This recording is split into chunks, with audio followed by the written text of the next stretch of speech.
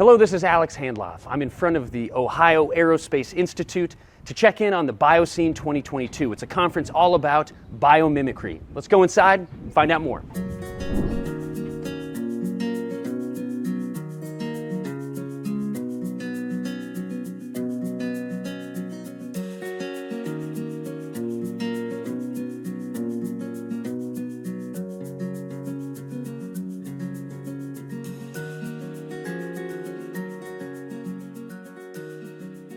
Biomimicry, basically means mimicking life or imitating life and living systems. And that's a simple way to put it is saying, like, we have to design more like nature in order to fit back into nature and remember really deeply, profoundly, that we are nature too. We are inseparable from the natural world and totally intermingled with it. And I think a lot of people kind of equate biomimicry with just the emulation side of design innovation that's inspired by nature. And yeah, that's super cool and it's really important. But to me, biomimicry is helping humans learn again how to not just do less harm, but like do active good with the choices that we make, the designs that we create, the lives that we lead while we're present here. There's an urgency, and sometimes I think that makes us feel like we have to rush more, panic. And what I would encourage us to do instead is to just pause, like we're being called to pause and to rethink. Biomimicry is kind of changing how I look at everything in life. Right now, I think about the life's principles in my day-to-day about being efficient, with my materials and energy is just like a new, like how I have, this is funny, a blue light filter on my glasses right now. I have a biomimicry filter on my eyes right now. I'm really excited to keep learning about it, especially how we can use these really scientific case studies and applications to what we're doing at the Ray Highway.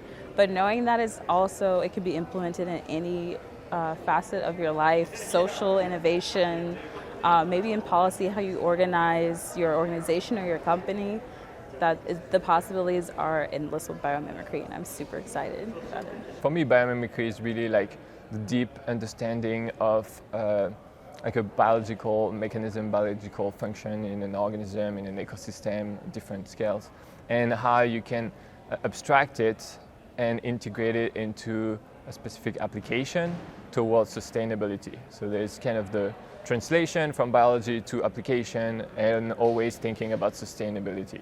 For me, biomimicry is important because nature's had millions of years to evolve these extremely efficient systems.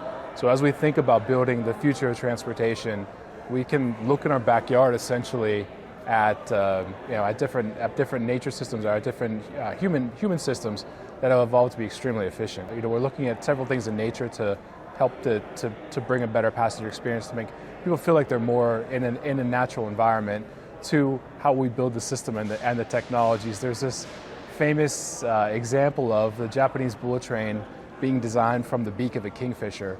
So we take that legacy and those learnings and we bring it into the future of transportation. So we're here to learn more and see what principles we can adopt. The basic idea there here is, what are all these new ways that we could potentially still use this? And you'd think, after all these centuries, that we'd have been inspired by nature and run out of ideas, and a lot of people probably think, yes, we've passed beyond what we can learn from nature.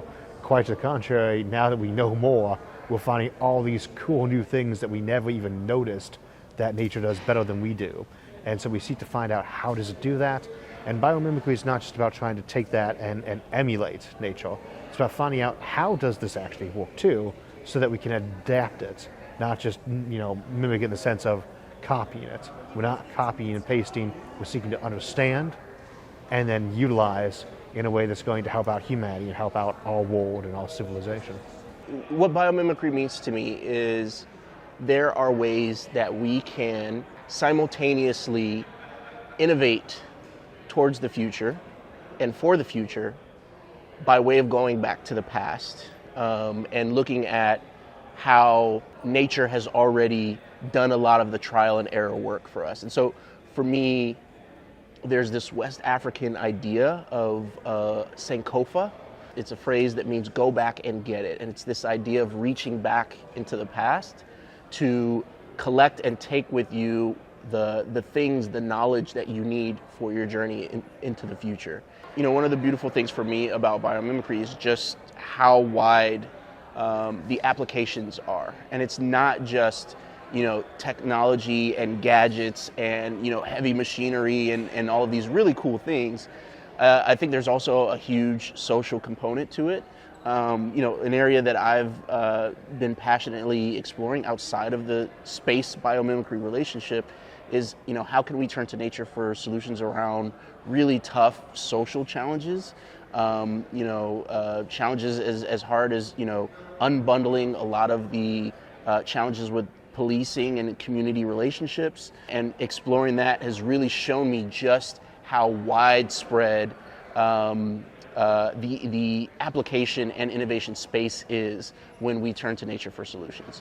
There's a lot of really cool tech examples, but some of the unseen examples of how biomimicry is being applied in society are actually even cooler.